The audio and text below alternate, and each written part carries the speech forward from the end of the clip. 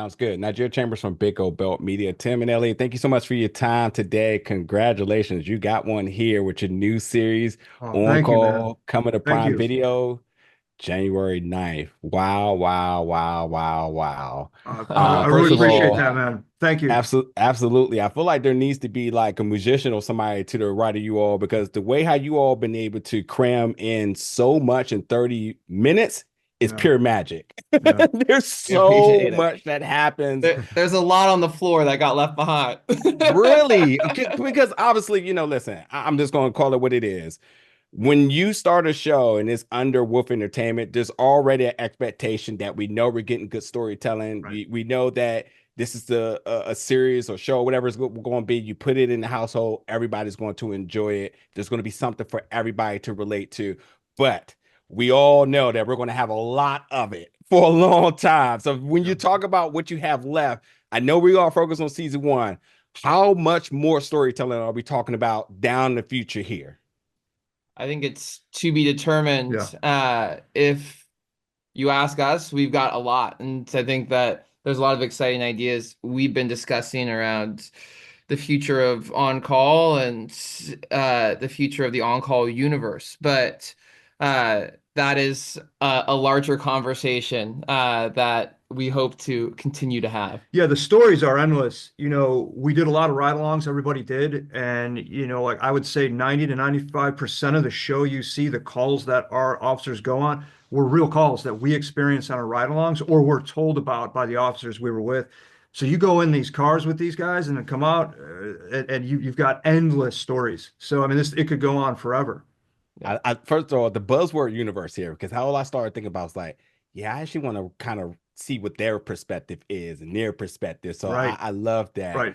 And again, you all being able to cram in so much in 30 minutes, just pure magic. Mm, I want to ask you too about the cinematography here. I yeah. mean, man, oh man, oh man. If we already wasn't already connected with these characters, you really get us immersed with the first camera, the first person shooter cam and Yes. Yeah, and yeah. the body cams, whatnot. How essential was it for you all to make sure that that was a component into the series? It's a part of the original vision for the show. And the basic thinking is, there's no more relatable lens than a cell phone camera in today's world. Body cam, dash cam, you see on the news, you see on the internet.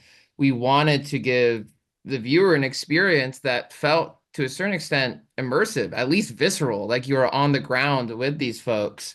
So that was the goal from day one. From a production standpoint, very challenging. Huge shout out to our actors and actually being able to wear the body cameras and handle that with everything else going on. And then, I mean, obviously, our directors were fantastic. Also, we had a fantastic DP, Yeah. and Adam just shot the hell out of the thing. Yeah, we're very inspired by like Michael Mann, John Carpenter. We took our cues from Heat, Assault on Precinct 13, and our DP was a big fan of those films too, and he took and ran with that.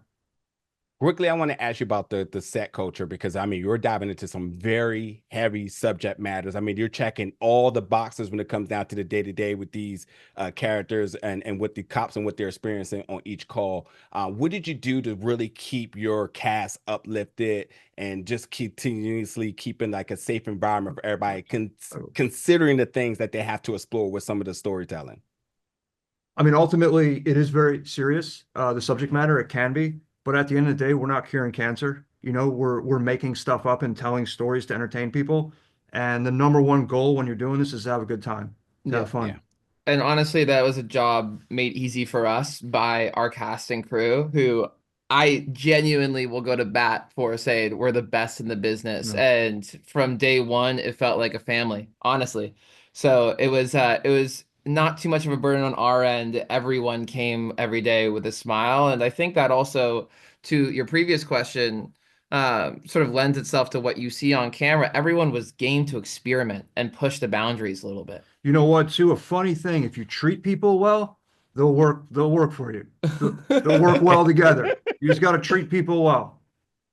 Gentlemen, thank you so much for your time today. Absolutely, congratulations. I really, sir. really can't wait to talk to you again with future projects and more seasons and more within the universe. But for right now, folks have to check out On Call coming to Prime Video January 9th. It's been a Thank pleasure you talking so to you, much. bro. Appreciate you man. watching it. Thank you, sir. Absolutely.